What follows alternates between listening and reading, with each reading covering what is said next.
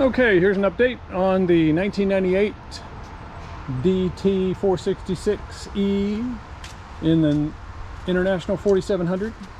All right, so I've re-loomed the wires, or added some looms to the wires, cleaned them up a bit.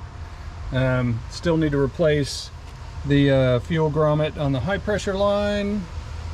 I must have not put a new one in when I put it back in, because it's leaking out the top a tiny bit, like just a little bit, just pooling. Relocated the relays, or put them there where they're supposed to go. Reloomed all of this and found out what this box was for. I didn't know what that was for. I thought it was like a little glove box or something, because it was sitting inside the cab, but put it on there so it fits pretty good. Keep the wire from getting too wet. It doesn't sit flush because the wire does push out, but I'm going to handle that at some other point. I don't want to stress those old wires any more than I have to. So that's all kind of buttoned up in there. I got it zip tied, loomed, and all that. Then I put the ECU inside. Of course you can see that. So the ECU is now inside the cab and coming out, and the connector goes on to the firewall there, where the ECU comes out the firewall. Then disconnected the battery to do all that, because you're supposed to disconnect the negative, full negative, for doing any ECU stuff. You don't want any power going to it. But I'm sure that I did not remove the power 50 times when I was diagnosing that thing, and it's still working. So now everything's up under there, so the ECU's up behind there. Now this plate protects the other plate that protects the ECU, which is crazy. The ECU is only like $100. I mean, you can get them used on eBay all the time, and the IDM's only, you know, 500 bucks, or 500 bucks, and it's got less protection than the ECUs. It's kind of funny. Anyway, still got a little bit of a rat's nest wiring wise, but it's out of the way. So it's functional. I started putting the dash back together and these overheads. So now I need to test it to make sure everything I did down here is fine and I didn't cause an issue. So we're going to crank it up. That's a good sign that we got any power. Let's make sure we're in neutral. Yep. And I do need to adjust the parking brake. So if you didn't know, on these you can adjust the parking brake just by turning this top part. So you turn this to make it looser, turn it to the right to make it tighter. You're supposed to do it when it's disconnected. And then the parking brake is adjusted. So no use getting under the machine to do it. You just do it from right there. All right, let's crank it up.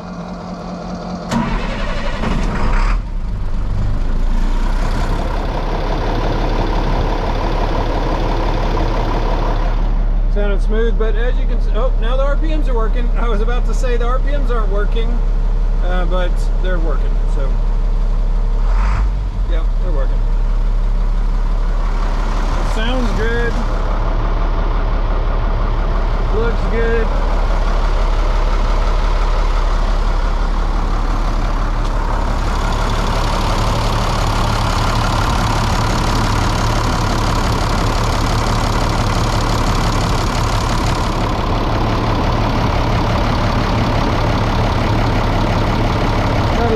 Blow by, but we got to run it to figure out, you know, if that's real blow by. So I had to drive it with all the new oil change and arc oil and all that.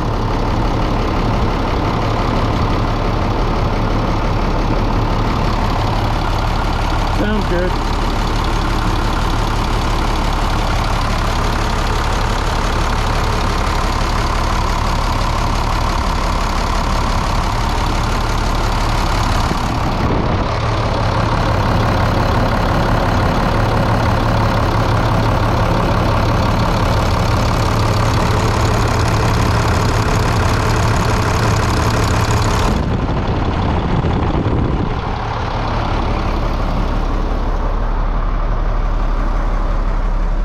Really good.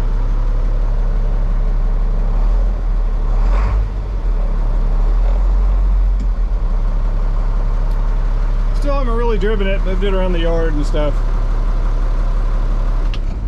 But I'm not, you know, ready to drive it. I need to put insurance on it and go get a temp tag and then go get it inspected and then get a real tag after that. You know what we could do, since I think we are ready to operate it?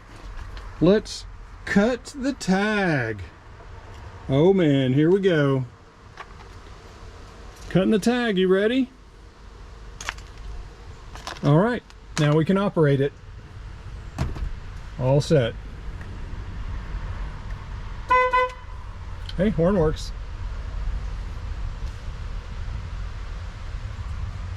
All right, still got a bunch of cleaning up to do, but looking good so far. Thanks for watching.